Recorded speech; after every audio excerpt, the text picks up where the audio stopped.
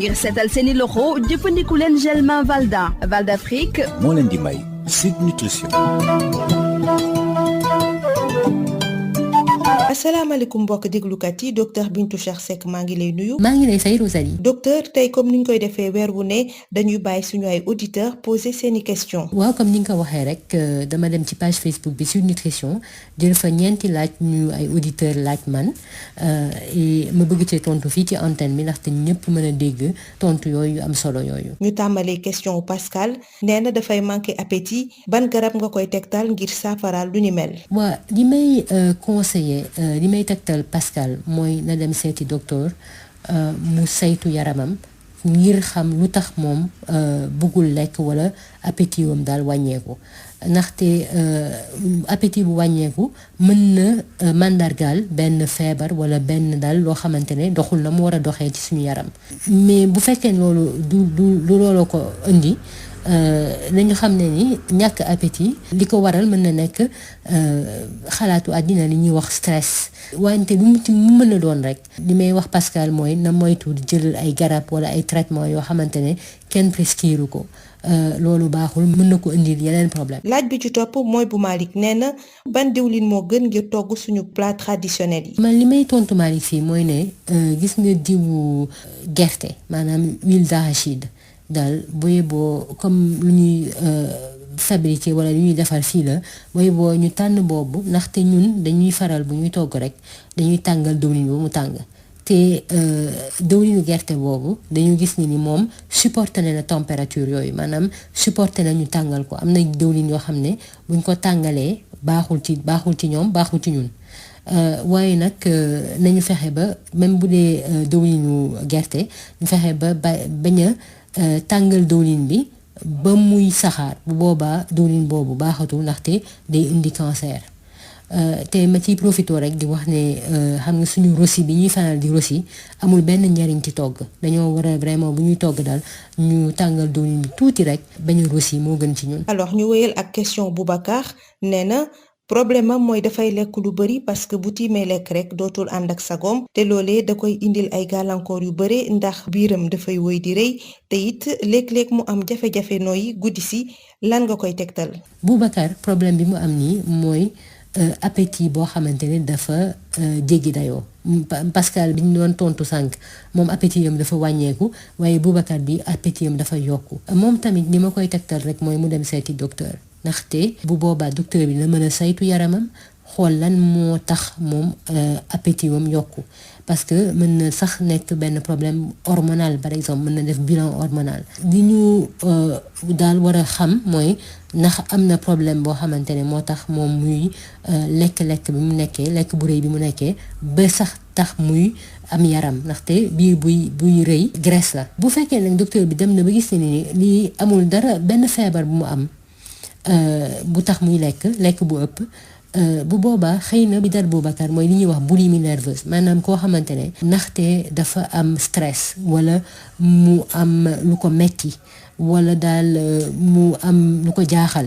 mooy rek jaaxle àddina yi ñëpp di jànkonteel kooku dem yaramam di ko pousse pour que mu lekk bu rëy loolu c'est courant loo xamante ne dañ koy faral di gis la bu boobaa am na dëggantaan am na ay solution diététique maanaam ku mel ni diététicienne wala nutritionniste mën na ko jox ay tegtal ba mu wàññi lekk bi waaye kooku tam war na seeti koo xamante ne dina ko wax naka lay def ba wàññi stress boobu loolu tam dina am solo. ñu jeexalee laaju bëggee nee na est-ce que diabétique mën na lekk pain au lait. waaw tontu bi moom yomb na mooy déedéet ku am diabète warul lekk pain au lait.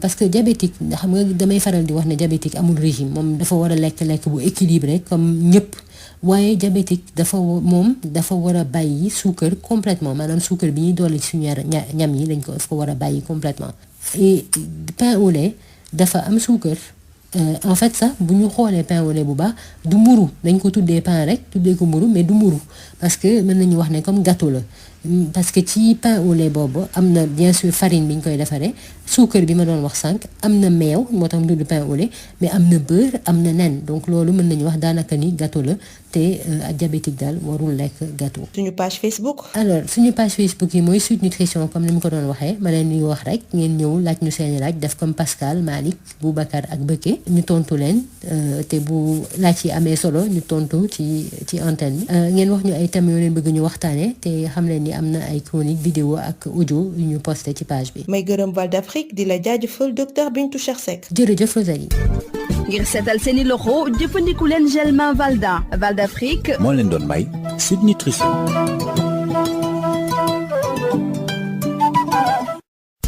Le gel main Valda, efficace sur 99% des microbes. Val d'Afrique vous offre Sud Nutrition.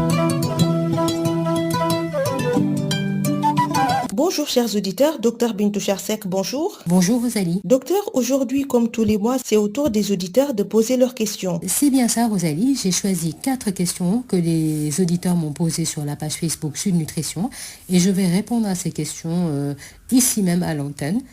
Pour faire profiter des réponses à tous ceux qui nous écoutent. On commence par la question de Pascal. Je manque d'appétit. Quel médicament me conseillez-vous de prendre pour remédier à cela? Alors, le meilleur conseil que je peux donner à Pascal est de consulter un médecin qui va déterminer pourquoi il manque d'appétit. Le manque d'appétit peut être le symptôme d'une maladie ou d'un dysfonctionnement physiologique, donc de l'organisme. Et la cause de la perte d'appétit peut être aussi due au stress. Dans tous les cas, il faut éviter d'avoir recours à quelque traitement que ce soit ou médicaments avant de savoir le pourquoi. Et il faut surtout, dans tous les cas, éviter l'automédication, comme j'ai l'habitude de le dire. La question suivante est celle de Malik. Il demande quelle est la meilleure huile pour préparer nos plats traditionnels? Alors, parce qu'on a tendance à chauffer l'huile à haute température, je dirais l'huile d'arachide. C'est probablement un très bon choix, mais c'est même un très bon choix. C'est une huile qui supporte les hautes températures de cuisson, mais il faut éviter de la chauffer jusqu'à ce qu'elle fume, parce que là, elle devient cancérigène. D'ailleurs, j'en profite pour rappeler à tous ceux qui nous écoutent que le fameux roussi est parfaitement inutile pour la préparation de nos plats traditionnels. On poursuit avec la question de Boubacar. Il dit: mon problème est que je mange beaucoup parce que je perds le contrôle face à la nourriture. C'est très embêtant parce que mon ventre ne cesse de grossir et j'ai même parfois des problèmes de respiration pendant la nuit. Que me conseillez-vous? Alors, Boubacar a exactement l'inverse du problème de Pascal. Il a un gros appétit. Là aussi, je conseille de consulter un médecin qui va ordonner notamment un bilan hormonal. Le but est de savoir s'il y a un dysfonctionnement de l'organisme qui stimule son appétit et le fait grossir, d'où le gros ventre. Et si ce n'est pas le cas, il est possible que Boubacar souffre de ce qu'on appelle la boulimie nerveuse, c'est-à-dire un appétit accru qui augmente dû à des problèmes émotionnels, au stress ou à la contrariété. Et dans ce cas, il y a bien sûr des solutions diététiques, mais il y a aussi une prise en charge du point de vue émotionnel qui est vraiment souhaitable. On termine avec la question de Begué. Est-ce que le diabétique peut manger du pain au lait? Alors là, la réponse est facile et elle est courte, c'est que c'est non.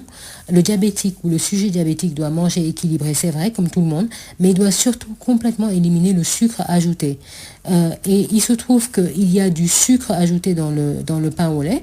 En fait, on peut dire même que le pain au lait n'est pas du pain, c'est plutôt une pâtisserie, puisqu'il est fabriqué, en plus de la farine, du sucre et bien sûr du lait, eh bien, il y a du beurre et il y a des œufs. Donc, il vaut mieux choisir du pain simple. La page Facebook? Alors, c'est bien Sud Nutrition, notre page Facebook, comme je l'ai dit, et je vous invite à faire comme nos auditeurs du jour, Pascal, Malik, Boubacar et Begué. Nous poser vos questions, venez nous poser vos questions, nous suggérer les thèmes à traiter sur cette chronique, et sachez qu'il y a des chroniques vidéo et audio qui sont postées sur la page. Merci à Val d'Afrique et à vous, docteur Bintou Cheikh Seck. Je vous remercie, Rosalie. Le gel main Valda, efficace sur 99% des microbes. Val d'Afrique vous a offert Sud Nutrition.